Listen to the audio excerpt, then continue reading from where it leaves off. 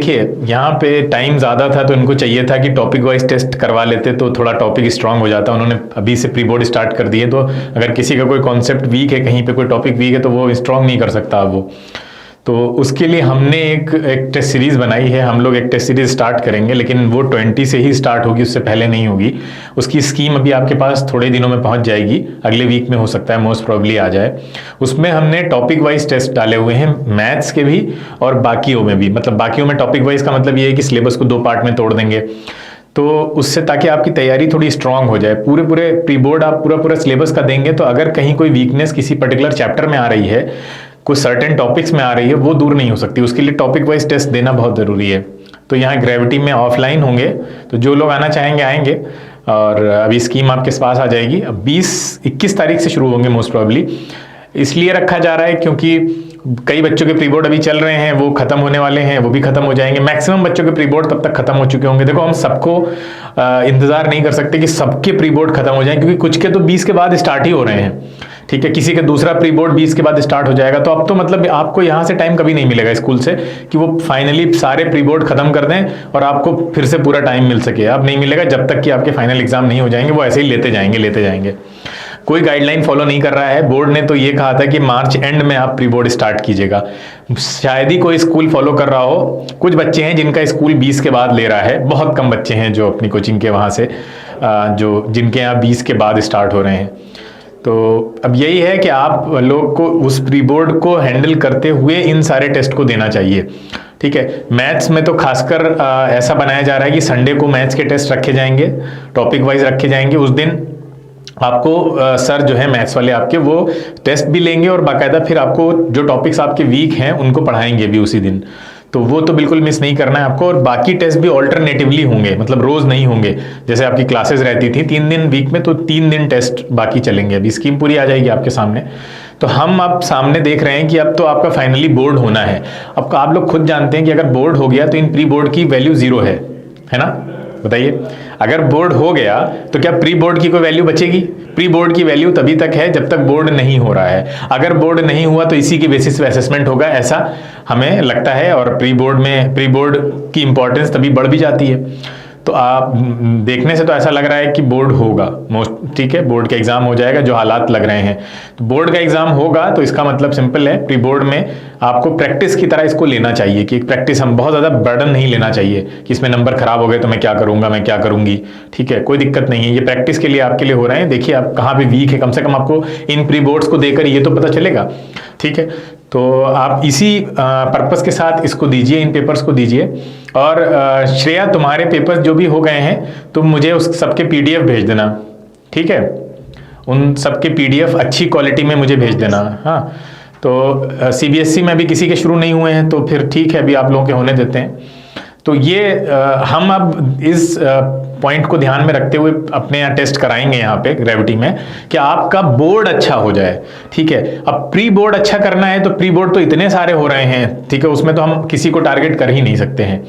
तो हम बोर्ड को टारगेट करते हुए टॉपिक वाइज टेस्ट करवाएंगे आपके, और फिर बोर्ड से थोड़ा पहले 10 दिन पहले हम आपके जो पूरे होल सिलेबस का एक साथ पूरा टेस्ट भी करवा लेंगे, 1-2 वो सफिशिएंट होंगे। इस टाइम आपके लिए सबसे ज्यादा जरूरी है कि आप टॉपिक वाइज टेस्ट को फोकस करें, टॉपिक वाइज अपने आप को स्ट्रॉन्ग करें। इतना लंबा टाइम मिला है, अगर हम अभी से ही पूरे पेपर देने लग जाएंगे, खासकर उन सब्जेक्ट्स में जहां हमें वाकई में प्रॉब्लम हो रही है, तो हम कभी अपनी प्रॉब्लम को एनालाइज कर ही नहीं पाएंगे और वीकनेस बनी रहेगी अल्टीमेटली। तो वीकनेस दूर करने का सबसे अच्छा तरीका होता है चैप्टर वाइज टेस्ट देना, उसके बाद सेक्शन वाइज टेस्ट देना, फिर हम जाएं फुल सिलेबस टेस्ट पर, ठीक है। अब क्या है, अभी क्लासेस आपकी नेक्स्ट वीक से नहीं होने वाली हैं, कोई मतलब नहीं बनता क्लासेस का, बार बार आप रिवाइज कर करके पक चुके होंगे। आपके जो डाउट्स हैं, अपने डाउट्स आप देखिए कहाँ कहाँ आप प्रॉब्लम हो रही है, उन डाउट्स को आप टीचर से इंडिविजुअली व्हाट्सएप पे भी पूछ सकते हैं। दूसरा सबसे अच्छा तरीका है, आप सेंटर आ जाइए। जिन लोगों के घर से हजरतगंज सेंटर पास है वो वहां आ जाएं, जिनके घर से इंदिरा नगर पास है वो वहां चले जाएं। यहाँ आपको दोनों ही जगह फैकल्टीज मिलेंगी, आप आकर अपने डाउट्स क्लियर कर सकते हैं। फिजिक्स में ध्यान रखिएगा, हजरत इंदिरा नगर सेंटर मत जाइएगा, हजरतगंज सेंटर पे ही हम रहेंगे। तो फिजिक्स में आपको हजरतगंज सेंटर आना पड़ेगा अगर आपके कोई डाउट्स हैं, ऑफलाइन अगर आप क्लियर करना चाहते हैं। अदरवाइज ऑनलाइन तो कोई दिक्कत नहीं है, ऑनलाइन आप डाउट बोलेंगे तो मैं क्लास अरेंज कर दूंगा, डाउट क्लास हो जाएगी, आपके डाउट क्लियर हो जाएंगे।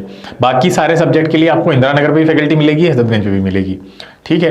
तो बेटर ये होता है कि आप जब भी जाएं तो जिस भी सब्जेक्ट में डाउट पूछना है उसके टीचर से एक बार बात कर लें, कि बता दें, उसको इंटीमेट कर दें कि मैं आ रहा हूँ, मैसेज कर दें, तो ज़्यादा बेटर है। तो अब डाउट्स हैं तो ही आइए, वरना आप सेल्फ स्टडी करिए, बहुत सब कुछ पढ़ा दिया गया आपको, सारी चीज़ें रिवाइज भी कर दी गई हैं। अब कोई मतलब दोबारा से, वैसे हम आपको बहुत जल्दी, मतलब रिकॉर्डिंग्स चल रही हैं, बहुत जल्दी आपको वन शॉट वीडियोस मिल जाएंगे। आईसीएससी बोर्ड में तो मिलने भी शुरू हो गए होंगे, है ना। कैलोरीमेट्री पे, रेडियो एक्टिविटी पे तो हमने बना भी दिया है, और PYQs के भी वीडियोस मतलब आ जाएंगे, वन शॉट आ जाएंगे। हर एक चैप्टर के PYQs आपको डिस्कस करते हुए एक आपके जो कंसर्न टीचर्स हैं मैथ्स, फिजिक्स, केमिस्ट्री सबके, वो सब वीडियोस आपको मिल जाएंगे। आप घर बैठे आराम से उनको देखिए, रिवाइज करिए, ठीक है। तो और अब आपको सिर्फ डाउट्स हैं तभी आइए सेंटर पे, या डाउट्स पूछना चाहते हैं तो ऑनलाइन भी डाउट क्लास लग जाएगी। तो अब कोई रेगुलर क्लास की आपको ज़रूरत नहीं है, सच टाइम वेस्ट होगा उसमें, ठीक है। बताइए अगर कोई, मतलब जैसे फिजिक्स में बताइए, फिजिक्स में क्या कोई दिक्कत लग रही है? जो लोग पेपर फिजिक्स का दे चुके हैं उनको क्या फील हुआ? श्रेया तुम बताओ, तुमने फिजिक्स का पेपर दिया, तुम्हें क्या लगा कि कौन कौन से एरियाज ऐसे हैं जहां पे दिक्कत आ रही थी पेपर में करते टाइम पे? 1 बाय 1 बताइए। श्रेया तुम बताओ, तुमने दिया है पेपर इसलिए पूछ रहे हैं तुमसे। बोलिए, फिजिक्स में कहाँ दिक्कत आई पेपर देते टाइम? सर इलेक्ट्रिसिटी वाले चैप्टर में। अच्छा, डायग्राम। तो मतलब सर्किट डायग्राम्स उन्होंने जैसे रेजिस्टेंस निकालने में, इक्विवेलेंट रेजिस्टेंस और ये सब। यस सर, वो भी थे, और सर न्यूमेरिकल्स। तो न्यूमेरिकल किस बेसिस पे? देखो वहां न्यूमेरिकल जो आएंगे, एक तो पावर वाले होंगे W/T वाले, एक होंगे हीट वाले H=I²RT वाले, है ना। Yes. और कौन सा? एक तो इक्विवेलेंट रेजिस्टेंस वाला, सीरीज वाला होगा, और पैरेलल वाला। तो इसमें कहाँ पे दिक्कत आ रही थी मोस्टली? सर वैसे तो कर लिए थे, बट एक सर्किट डायग्राम था वो थोड़ा क्लियर नहीं था। बाकी अच्छा, मतलब क्या था उस सर्किट डायग्राम में? लाओ हम डिस्कस कर लें यहाँ पे। अगर तुम मुझे व्हाट्सएप पे वो पिक अभी भेज सको तो सबके काम आ जाएगा। सर अभी भेज? हाँ बिल्कुल। बाकी बच्चे बताएं तब तक, जैसे उनको फिजिक्स में कहाँ पे, जैसे हर जगह नहीं आ रही होगी, कहीं कुछ कुछ एरियाज ऐसे होंगे ना, हीट में आ रही है, ये सीबीएसई वाले भी बताएं कहाँ पे आ रही है, तो ताकि हम उस पे खाली उस पे डाउट क्लास ले लें। कुछ कोर एरियाज ऐसे लग रहे होंगे। देखो दिक्कत कहाँ आ रही है। हाँ अंशुमन बताओ। जनरेटर आ ही नहीं रहा तुम्हारा, छोड़ो, जनरेटर कट गया, जनरेटर नहीं आ रहा है, पता है? हाँ क्या आ रहा है? मोटर आ रहा है। हाँ हाँ मोटर में क्या प्रॉब्लम? उसमें सब्जेक्टिव लिखे। मोटर में सब्जेक्टिव क्या? मोटर में क्या, किस तरह की प्रॉब्लम? लिखे कैसे? अच्छा लिखे कैसे, लिखे कैसे, है ना।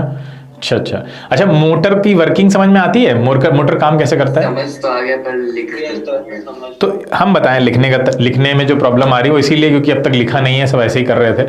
देखो लिखने का सबसे अच्छा तरीका ये है कि आपने उसको जैसे समझा है तो एक बार अपना पेपर से ड्रॉ करिए। जैसे कि मान लो हम यहाँ पे बना के दिखाते हैं आपको, जैसे पेपर पे ड्रॉ करिए उसको, कि आपने ये इस तरह से यहाँ पे मैग्नेट बनाए, ठीक है, और उसके बाद ये नॉर्थ हो गया, साउथ हो गया, ये फील्ड लाइंस हो गई आपकी, ठीक है। अब यहाँ पे आपने आर्मेचर इस तरह बनाया, ठीक है। अब देखिए, अब यहाँ पे क्या करना है आपको कि ये पूरा लिखिए आप, मतलब ये सारी चीज़ें तो लिख लेंगे कि भाई दो हमने क्या बोलते हैं मैग्नेट लिए, मैग्नेट के बीच में जो आर्मेचर को आपने रखा है, ये सारी चीज़ें जो आपने बनाई हैं अपरेटस, उसको तो लिख लेंगे, क्या क्या चीज़ें वहाँ पे आपने यूज़ की हैं इसको बनाने के लिए, है ना। उसके बाद क्या है कि अब इसकी वर्किंग लिखनी है आपको। वर्किंग को आप एक्सप्लेन कर पा रहे हैं? अगर आपसे हम बोलें कि ओरली एक्सप्लेन करो तो कर लेंगे वर्किंग को? अरे ओरली एक्सप्लेन कर पाएंगे क्या वर्किंग? अरे जल्दी रिप्लाई किया करो भाई। कर तो सकते हैं। कर तो सकते हैं, मतलब कर पाएंगे या नहीं कर पाएंगे ये बताइए सीधा। हो जाएगा। अगर आप ओरली एक्सप्लेन कर पा रहे हैं तो फिर उसी को लिखना है, सिंपल है, और क्या दिक्कत है। ओरल अगर एक्सप्लेन कर पा रहे हैं तो उसी को लिखना है। हम ये नहीं कह रहे हैं जो बुक में लिखे उसको रट लो, ये तो करने की जरूरत नहीं है आपको। अगर आप ओरल एक्सप्लेन नहीं कर पा रहे हो इसका मतलब वो क्लियर नहीं हुई आपको। ओरल एक्सप्लेनेशन अगर हो रहा है तो कभी ऐसा करना, ओरली एक्सप्लेन करके रिकॉर्ड करना अपने मोबाइल में, रिकॉर्ड करके उसको सुनना। ये इंडिविजुअल इंप्रूवमेंट इससे होगा। जो हम बता रहे हैं उसको ध्यान से सुनो कि ओरली एक्सप्लेन करके आप रिकॉर्ड करिएगा, उसको रिकॉर्ड करके सुनिएगा कि क्या जो आपने रिकॉर्ड किया है वो आप समझा, मतलब सही है, क्लियर हो रहा है आपका। बात समझ में आ रही है अंशुमन और जिन लोगों को भी दिक्कत हो रही थी? पहले ओरली एक्सप्लेन करते हो, किसी को सुनाओ मत, रिकॉर्ड कर लो, है ना? आपने बनाया उसको रिकॉर्ड करिए कि क्या क्या चीजें आपने बनाई हैं और वो कैसे काम कर रही हैं। रिकॉर्ड करने के बाद सुनो, देखो कैसा लग रहा है सुनने में, कहीं पे गड़बड़ लग रही है तो उसको थोड़ा इंप्रूव करिए। जब ये वाली प्रोसेस कंप्लीट हो जाए फिर उसी को लिखने बैठो रिटर्न में। सबसे अच्छा तरीका ये है, शॉर्टकट तरीका ये है कि फिर आप उसकी वर्किंग को पढ़ लीजिए और पढ़ने के बाद जो एनसीईआरटी में वर्किंग दे रखी है फिर उसी को छाप दीजिए। ये शॉर्टकट तरीका है। समझ में आई बात? तो अगर बेटा कोई चीज आप लिख नहीं पा रहे हो तो इसका सिंपल मतलब ये होता है कि आपको वो चीज समझ नहीं आई है। बहुत कड़वी बात है लेकिन सही है ये, इसको आपको एक्सेप्ट करना चाहिए। अगर कोई चीज समझ में आ गई है तो फिर लिखने में प्रॉब्लम लिखने में प्रॉब्लम कैसे हो सकती है? मतलब इम्पॉसिबल है। या तो फिर हमें इंग्लिश ना आती हो, ऐसा तो किसी के साथ नहीं है। ठीक है, क्या हिंदी में लिखवाएं तो लिख लेंगे? सर मैं हाँ हाँ हाँ बोलो। सर मैंने नहीं बोला था लिखने की प्रॉब्लम, मैंने बोला था कि समझ में नहीं आ रहा है, बहुत समझाने। अच्छा, समझ में नहीं आ रहा मैंने है। ये नहीं बोला था लिखने की प्रॉब्लम, मैं बोल समझ में नहीं आ रहा है। अच्छा ठीक है। नहीं ठीक है, समझ में नहीं आ रहा है तो उसको एक बार और समझा दो। क्या तुमने अभी जो रिसेंटली वीडियो रिलीज हुआ है magnetic effect of electric current पे, वो देखा है? बताइएगा। हेलो। हेलो। हाँ बेटा, हमने कहा जो रिसेंटली वीडियो अभी रिलीज हुआ है वो आपने देखा है क्या?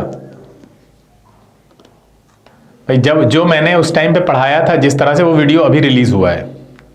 तो वीडियो थोड़े दिन पहले ही रिलीज हुआ है, उसको देखिए जाके डीसी मोटर का कम से कम। तो अगर उससे समझ में आ रहा है तब कोई दिक्कत नहीं। नहीं आ रहा है, स्टिल नहीं आ रहा है, तो फिर मैं डाउट क्लास उसकी लगा दूंगा, कोई दिक्कत नहीं है। ठीक है। सर टेस्ट होगा वो सब्जेक्टिव होगा या ऑब्जेक्टिव? नहीं, बोर्ड पैटर्न पे होगा। टर्म 2 में बोर्ड पैटर्न जो है, टर्म 2 में जो बोर्ड पैटर्न है वो होगा।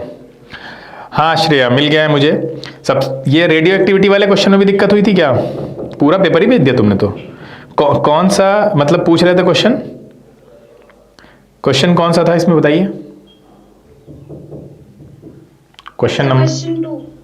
क्वेश्चन 2 सेक्शन बी का, सेक्शन ए का नहीं, बी का। अच्छा ठीक है, चलिए बनाते हैं, सभी लोग देखें।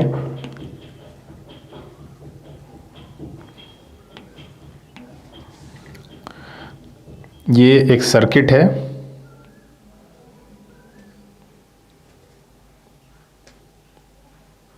मेरी आवाज क्लियर आ रही है ना सबको? Yes sir. ठीक है।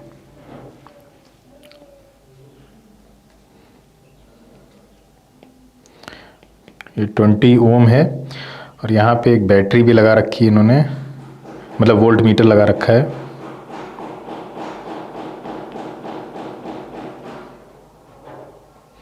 पूछ रहे हैं in the given figure calculate the total resistance. ठीक है, कह रहे हैं इस फिगर में टोटल रेजिस्टेंस को कैलकुलेट कीजिए सर्किट की। वैल्यू ऑफ आर निकालनी है आपको और current flowing in R, R में कितनी करंट फ्लो हो रही है। कोई ट्राई करना चाहेगा या हम करवाएं? करंट गिवन है बेटा 0.4 एम्पियर। ट्राई करोगे? Yes sir. जो करो ट्राई जरा। ये अभी प्री बोर्ड में आया है किसी स्कूल में, श्रेया के स्कूल में आया। श्रेया किस स्कूल में हो तुम? Mount Carmel.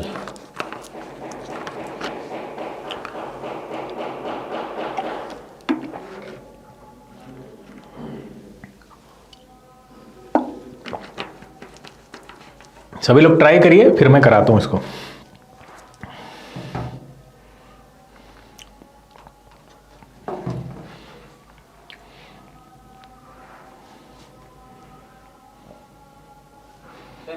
सर वो जो इक्विवेलेंट रेजिस्टेंस है 20R बाय 20 प्लस R हो जाएगा, तो सर ओम्स लॉ लगाएंगे फिर उससे आ जाएगा। Yes sir. आंसर बताइए फाइनल।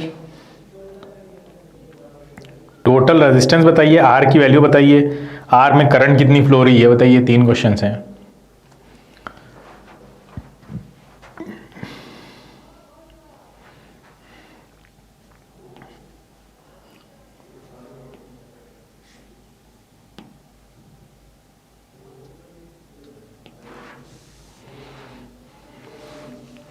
सर आर की भी वैल्यू 20 आ रही है।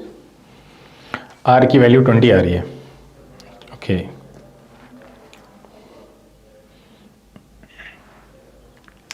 देखिए कराएं क्या, देखिए ये यहाँ से करंट आपकी 20 है और उसमें करंट होगी 0.1। अच्छा, ये करंट ऐसे डिवाइड हो जाएगी दोनों में, पैरेलल है, ऑब्वियस सी बात है।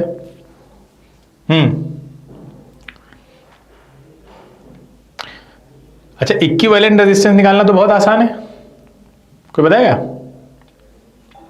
20R/20+R। इक्विवेलेंट रेजिस्टेंस निकालना V equal to I R से बहुत आसान है या नहीं, ओम्स लॉ से? यस सर, 10 है ना भाई, हमें V पता है और आपका ये I भी पता है, तो हम R क्यों नहीं निकाल सकते V अपॉन I से? बिल्कुल निकाल सकते हैं।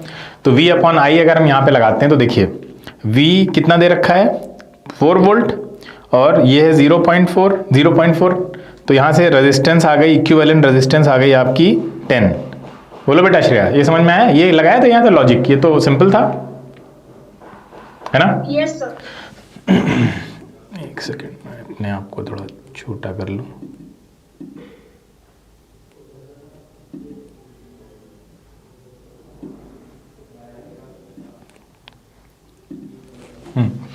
ठीक है, यहाँ पे देखिए 10 ओम आ गई है आपकी जो इक्विवेलेंट रेजिस्टेंस है।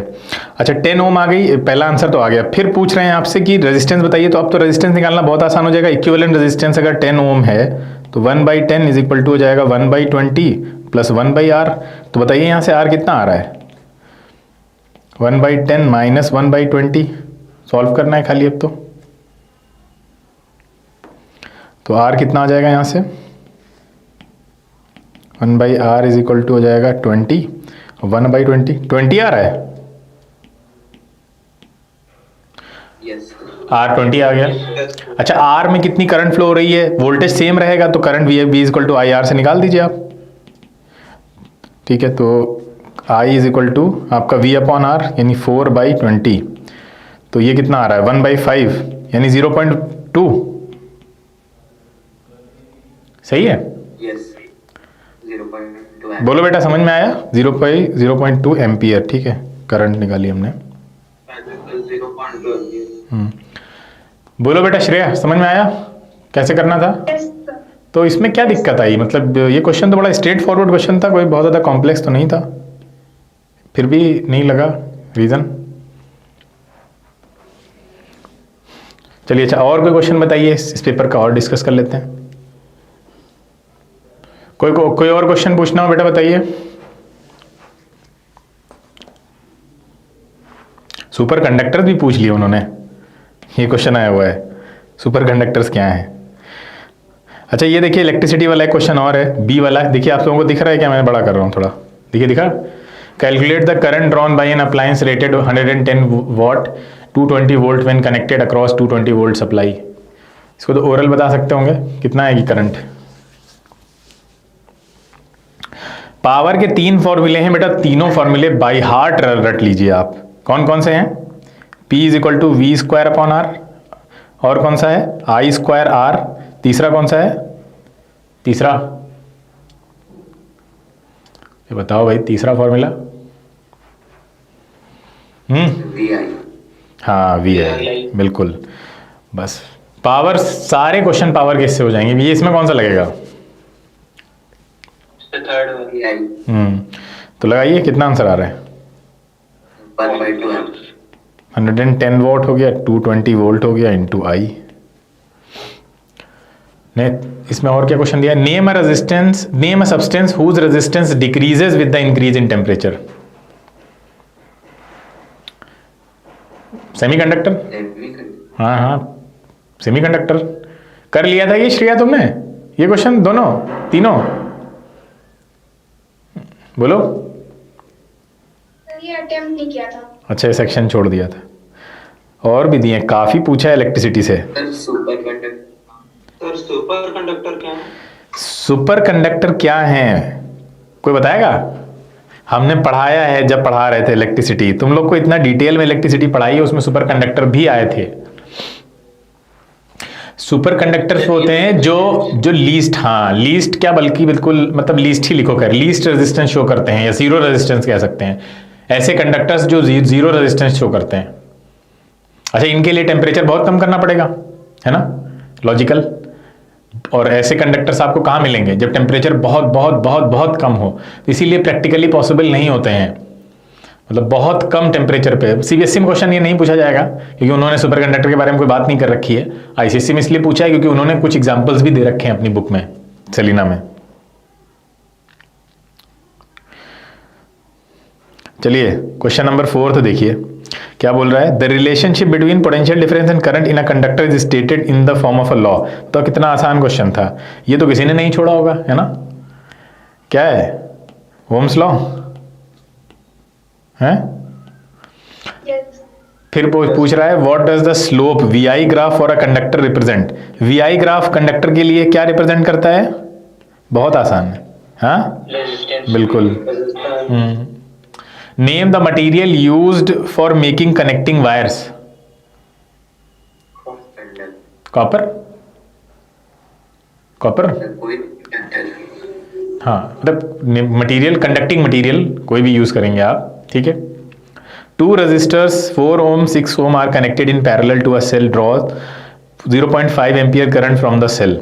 लेबल डायग्राम बनाना था शोइंग द अबव अरेंजमेंट, ये कर लिया होगा मुझे लगता है। Calculate the current in each resistor, ये करंट निकालिए क्या 0.3 0.2 जो लिख रखा है पेंसिल से।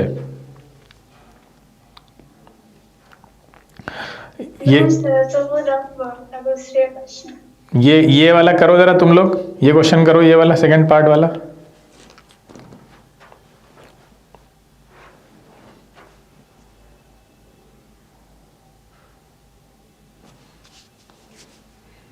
बनाओ, इसका डायग्राम बनाओ, पैरेलल में कनेक्टेड है। 0.3 और 0.2 से। अच्छा आ गया, ये कोई वोल्टेज है जिससे कनेक्टेड होंगे बैटरी से, और करंट भी दे रखी है आपको, ये 4 है ये 6 है, करंट इसमें जा रही है आपकी 0.5 एम्पियर। तो इक्विवेलेंट रेजिस्टेंस निकाल लेंगे सबसे पहले ईच, हर एक। अच्छा, एक हमने आपको फॉर्मूला बताया था कि बगैर वोल्टेज निकाले आप दोनों में करंट का डिवीजन पता कर सकते हैं, याद है किसी को फॉर्मूला, बोलो। नहीं याद है, सर मैं रेशियो से कर देगा। हाँ रेशियो मेथड ही बताया था, रेशियो मेथड ही बताया था भाई, रेशियो मेथड बताया था। I1 रेशियो I2 क्या आता है, 1/, स्क्वायर नहीं होगा, 1/R1 रेशियो 1/R2, ये था, याद है, भूल गए। यस। तो इससे डायरेक्ट निकाल दीजिए आप तो। R2 is to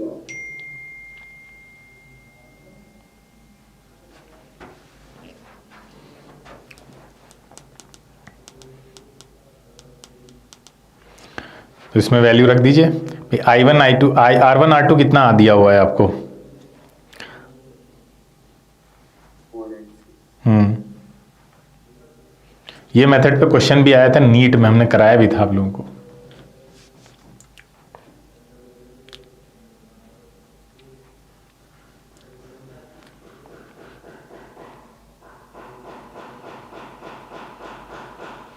जो करंट होगी वो 1/4 और 1/6 के रेशियो में डिस्ट्रीब्यूट होगी या नहीं होगी, तो साफ साफ दिख रहा है, इसी रेशियो में डिस्ट्रीब्यूट होगी ना, 1/4 और 1/6 के रेशियो में। जो रेजिस्टेंस होती है उसी के रेशियो में करंट डिस्ट्रीब्यूट होती है। Sir 1/R1 is to 1/R2 को R2 is to R1 नहीं लिख सकते। नहीं, फिर नीचे आपको एलसीएम अगर आप लेंगे तो कैसे लिख सकते हैं, आपको R1 R2 से मल्टीप्लाई करनी पड़ेगी पूरे में भाई। अगर आप R2 is to R1 लिखना जाएंगे तो फिर R2 ऊपर लाने के लिए आपको क्या करना पड़ेगा, R1 R2 से मल्टीप्लाई करना पड़ेगा, पूरी इक्वेशन को बदल जाएगी इक्वेशन।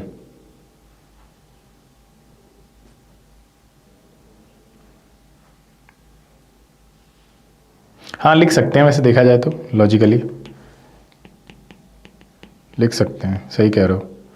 इसको अगर आप 1/R1 करेंगे तो R2 रेशियो R1 हाँ हो जाएगा, ये भी सही है।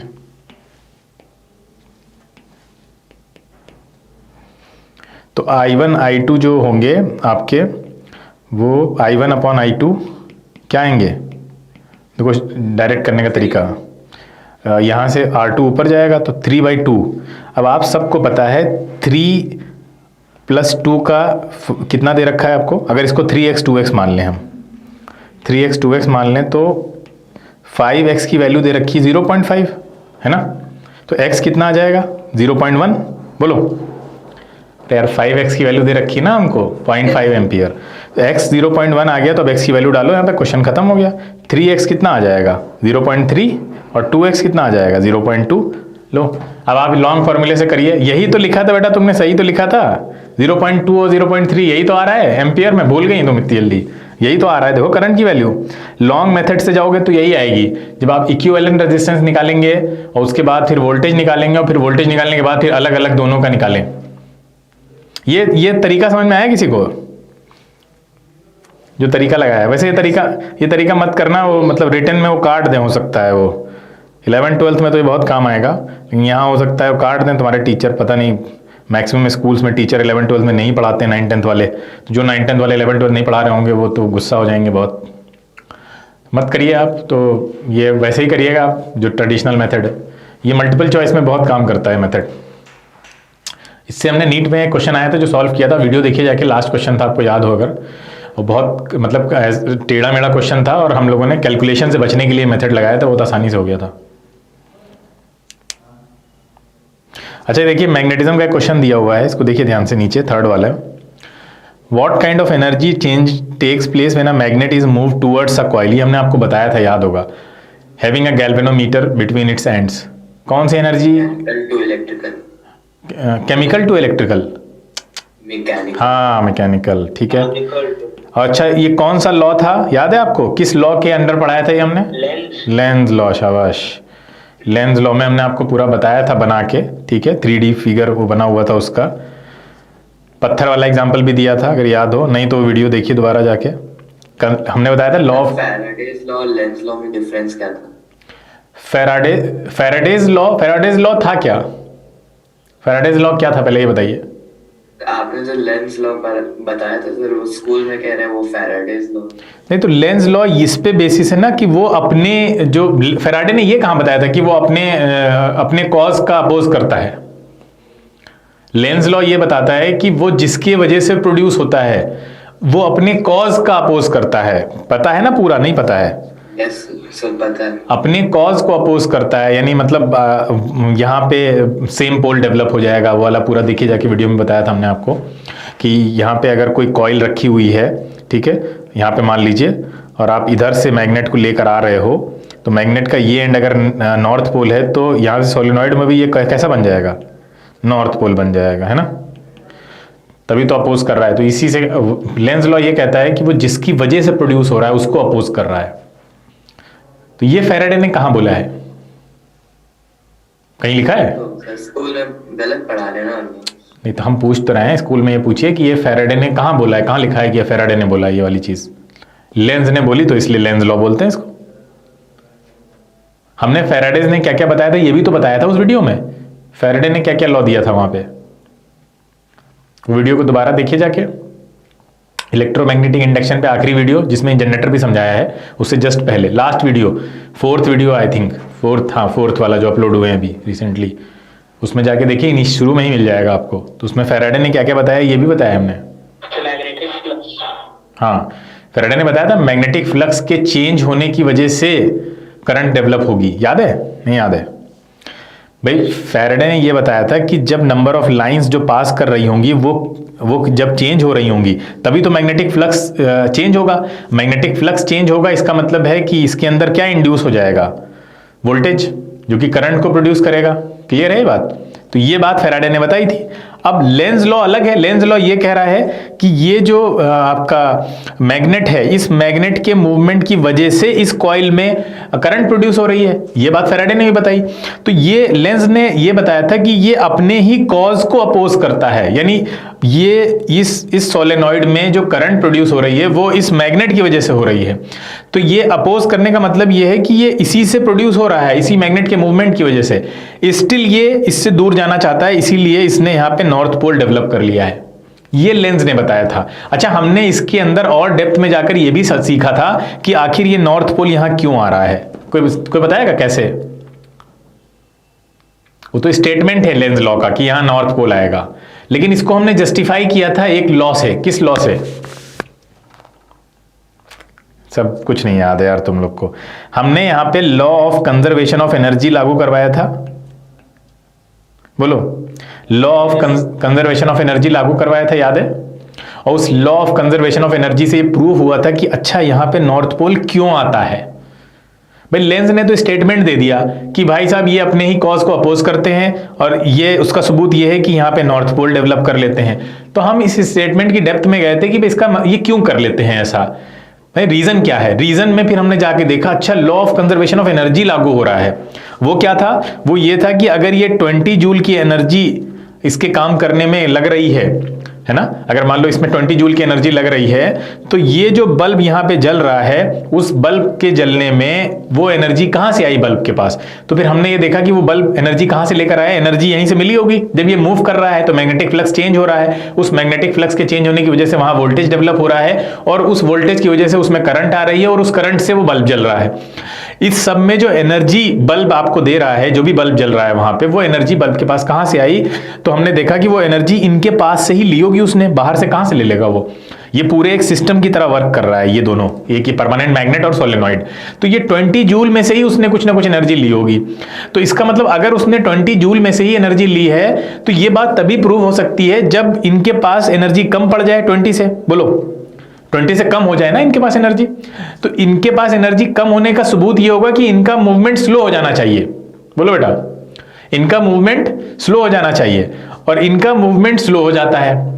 अच्छा, स्लो कैसे होता है? उसका रीजन ये है कि यहां पे सेम पोल डेवलप हो जाता है जिसकी वजह से मूवमेंट स्लो हो जाता है। तो ऐसे जाके हमने पूरा लूप ये क्लियर किया कि अच्छा नॉर्थ पोल इसलिए डेवलप हो रहा है ताकि law of conservation of energy वहां पे अप्लाई हो सके।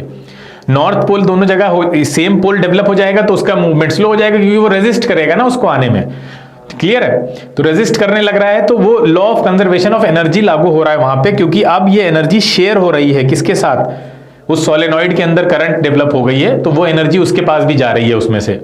तो ये law of conservation of energy को वॉयलेट ना हो, law of conservation of energy apply हो, इस वजह से यहां पे नॉर्थ सेम पोल डेवलप हो जाता है। इसी तरह जब मैग्नेट दूर जाता है तो दूर जाने के लिए क्या होगा? दूर जब जा रहा है तो फिर उसको दूर नहीं जाने देगा अगर वो, तो वो क्या करेगा? अपोजिट पोल डेवलप कर लेगा। तो यहाँ पे साउथ पोल डेवलप हो जाता है जब आप मैग्नेट को दूर लेकर जाते हैं। ये बहुत इंटरेस्टिंग है, आप जाकर उस वीडियो को देखिए। अच्छे लोग इसको एक्सप्लेन नहीं कर पाते हैं, रट लेते हैं खाली लेंस लॉ है, ये फैराडेज लॉ है। लेंस लॉ का मतलब क्या है असल में, कैसे वहां पे law of conservation of energy hold करता है। Law of conservation of energy हर उस जगह होल्ड करेगा जहां कंजर्वेटिव फोर्सेस काम कर रहे होंगे। और कंजर्वेटिव फोर्सेस को समझना बड़ा आसान है, जो एट अ डिस्टेंस से काम करते हैं वो सब कंजर्वेटिव फोर्सेस हैं। जैसे कि इलेक्ट्रोस्टैटिक फोर्स हो गया, ये मैग्नेटिक फोर्स हो गया, ग्रेविटेशनल फोर्स हो गया, ये सब कंजर्वेटिव फोर्सेस हैं। जहां पे law of conservation of energy लागू होता है वहां पे नॉन कंजर्वेटिव फोर्सेस काम नहीं करते हैं। जैसे फ्रिक्शन है, एयर ड्रैग है, हम ये मान के चलते हैं काम करते होंगे, लेकिन हम आइडियल सिचुएशन मान के चलते हैं कि वहां काम नहीं कर रहे हैं ये लोग, यही एनर्जी चूस लेते हैं सिस्टम से। ठीक है, क्लियर है? इसको जाके एक बार जरूर देखो, बहुत इंपॉर्टेंट चीज है, बताई गई थी आपको इसीलिए। अच्छा, और क्या था पेपर में? साउंड तो तुम लोगों क्या नहीं आ रहा है? हाँ देखो, एक क्वेश्चन ये वाला दिया हुआ है, ये देखिए क्वेश्चन दिख रहा है। ये मैग्नेट है, ये सोलेनॉइड है। कह रहा है diagram below shows a small magnet placed near a solenoid AB with its north pole N near the end A. Current is switched on in the solenoid by pressing the key K. Current को आपने switch on कर दिया। कह रहा है state the polarity at the end AB। बताओ polarity बताओ। अगर आप करंट को, हाँ ये करंट इधर से जा रही है ना बेटा, अब करंट अगर इधर से चढ़ रही है तो हमने आपको एक तरीका बताया था कि फिंगर्स को रोल करिए जिधर करंट चढ़ रही है, तो थंब की डायरेक्शन आपको नॉर्थ पोल दे देगी ना।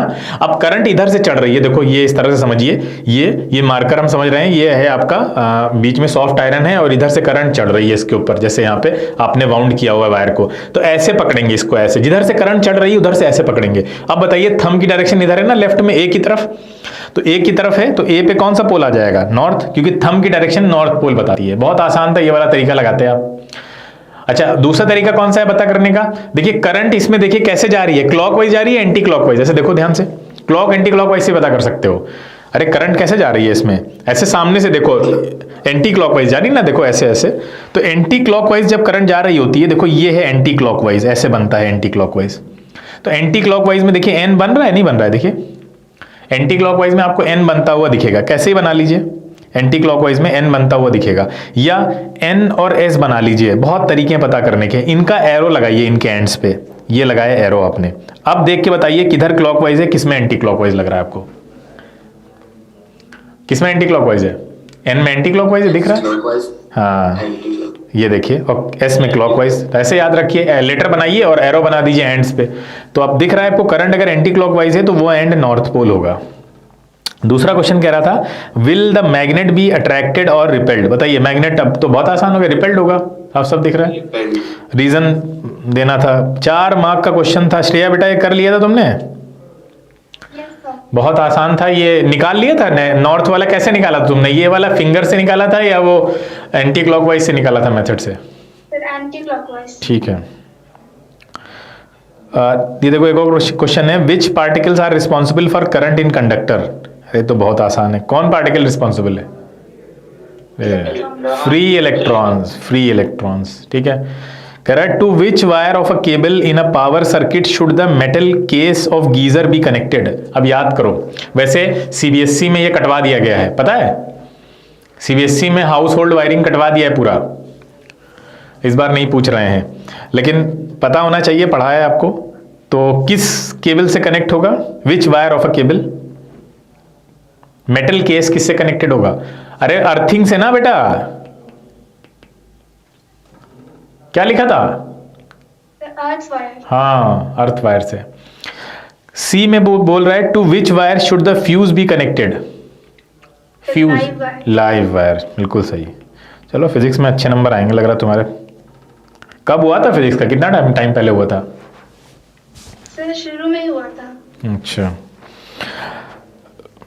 ये तो आपका दे रखा है, हीट वाला क्वेश्चन भी आया, principle of calorimetry, name the law on which this principle based on. Calorimetry के ऊपर हमने शॉर्ट वीडियो बना दिया है, उसको देख लीजिए, पूरा सेलिना सोल्यूशन है उसमें। ये क्वेश्चन तो सेलिना वाला ही उठा के दे दिया है ना, देखो ध्यान से, ये वाला मेटेलिक ब्लॉक वाला 2:1 वाला सेलिना में दे रखा है क्वेश्चन। और क्या पूछा था इन्होंने रेडिएशन के ऊपर, what is the composition of beta. इसमें और कोई क्वेश्चन अगर तुमको पूछना हो तो बोलो ना, फिर हमने इलेक्ट्रिसिटी वाला एक बार बता दीजिए। कौन सा? 2:1। अच्छा, ये हमने कराया है वीडियो में, अभी जो वीडियो हमारा रिलीज हुआ है उसमें हमने कराया है इसको। चलो अच्छा यहाँ भी डिस्कस कर देते हैं, अभी परसों ही तो हमने शेयर किया था ग्रुप पे। Two metallic blocks P and Q having masses in the ratio 2:1 are supplied with the same amount of heat. If their temperatures rise by same degree, compare their specific heat capacities. देखिए ध्यान से, ये जो C है उसको आप इस तरह लिख सकते हैं Q/m डेल्टा T। अब आपको क्वेश्चन में दे रखा है कि जो आपकी P और Q के मासेज हैं वो 2:1 में है, ठीक है। 2:1 का मतलब ये है कि अगर आप C1 लिख लें तो C1 आएगा Q/m1/m2 दे रखा है 2:1, यही दे रखा है ना। अब आप निकालिए, तो अब आप जब सॉल्व करेंगे तो ये आएगा 1:2, देखो ध्यान से। अब इसको सॉल्व करेंगे तो 1:2 आएगा ना भाई, ये डिवाइड करेंगे आप तो ये कटते चले जाएंगे सब, ये कट जाएंगे, ये कट जाएंगे, m भी कट जाएगा, डेल्टा t कट जाएगा, तो ऊपर 1 बचेगा, नीचे 2 बचेगा जब डिवाइड में लेकर आएंगे। तो ये आंसर आ रहा है, आंसर आना चाहिए 1:2। उसका सिंपल रीज़न ये है कि जो C है वो इन्वर्सली रिलेटेड है मास से, और यहाँ यूनिट मास की बात हो रही है, तो यूनिट मास से रिलेटेड है स्पेसिफिक हीट कैपेसिटी। कहीं पे भी मास की बात हो रही होगी, जब हम डिफरेंस लिखते हैं तो इसलिए हम वहाँ बोलते हैं कि वो मास पे डिपेंड नहीं करता, यानी पूरे मास से मामला नहीं होता उसका, वो एक पर्टिकुलर पर ग्राम से कंसर्न होता है, ठीक है। तो पर ग्राम की तो वैल्यू अलग हो सकती है। अब वो हो सकता है कि पूरे में भी स्पेसिफिक हीट कैपेसिटी इसी रेशियो में डिस्ट्रीब्यूटेड हो, है ना, 1:2 के रेशियो में पूरे में यूनिट, हर एक यूनिट मास में डिस्ट्रीब्यूटेड हो, वो एक अलग चीज़ है, लेकिन यूनिट मास के लिए हमें कैलकुलेट तो करनी पड़ेगी, ठीक है बेटा। Yes sir. और कोई क्वेश्चन? आंसर 1:2 आएगा।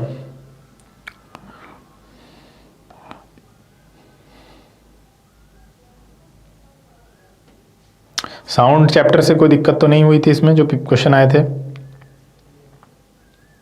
No sir.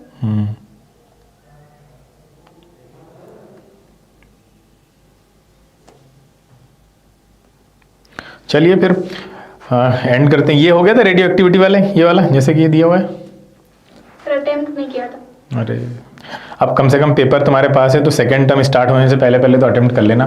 वहाँ तो इसी पेपर से हो सकता है कई सारे क्वेश्चंस रिपीट हो जाएं। और उससे पहले आप लोगों को वैसे वो मिल जाएगा यहाँ से, जो वन शॉट वीडियोस बन रहे हैं, हर एक टॉपिक पे बन रहे हैं, हर एक सब्जेक्ट में बन रहे हैं, वो मिल जाएंगे आपके रिवीजन के काम आएंगे बहुत ज़्यादा। चलिए फिर हम एंड करते हैं। ईसा तुम बहुत जल्दी ज्वाइन हो गए यार, मतलब बहुत देर में खबर पहुंची तुम्हारे पास क्या कि क्लास चल रही है? हाँ चलिए फिर, अब तो एंड हो रही है क्लास। कुछ पूछना है तो पूछ सकते हो। कोई डाउट है? फिजिक्स में कोई प्रॉब्लम हो रही है किसी टॉपिक में? हाँ कई कॉन्सेप्ट आज डिस्कस हो गए हैं, रिवीजन हुआ है, देखिए हमने रिकॉर्ड भी किया, हम भेज देंगे आपको, ये रिकॉर्डिंग देख लेना फिर।